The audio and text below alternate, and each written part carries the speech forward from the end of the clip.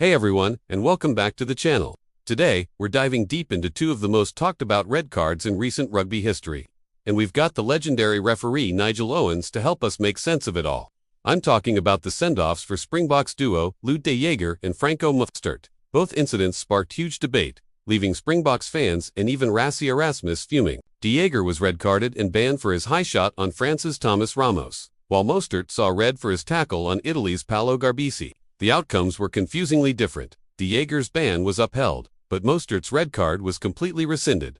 So, what's the real story here? Let's break it down with Nigel Owens' expert opinion. First up, the Lood de Jager tackle. Owens is very clear on this one. He explains that while the bunker system usually results in a 20-minute red, this case was different. Why? Because de Jager's actions were, in Owens' words, always illegal. Watching the replay, you can see his arm is dropped down by his side.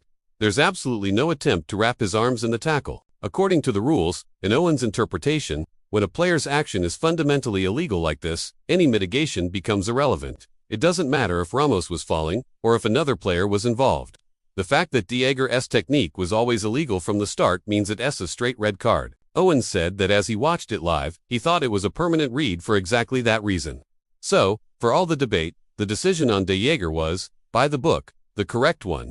Now, let's move on to the Franco Mostert incident, which is a bit more complex. Even Nigel Owens admits Mostert was a bit unlucky. However, he still points out a critical flaw in the tackle. Owens felt this one should have gone to the bunker for a 20-minute red card review rather than an immediate permanent red. Looking at the tackle, Mostert, who's a big guy, gets down quite low. Owens notes that the initial contact seems to be on the chest, not directly to the head. The Italian player's head actually goes over Mostert's shoulder.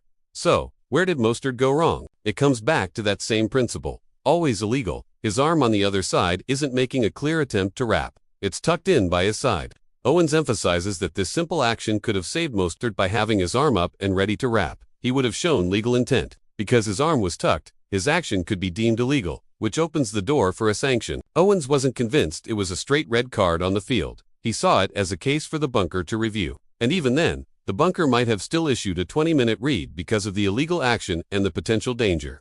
Despite no direct head contact, so, what does this all mean for the Springboks and the fans who feel hard done by? While the Mostert decision was eventually overturned, Owens' analysis shows just how fine the margins are in modern rugby.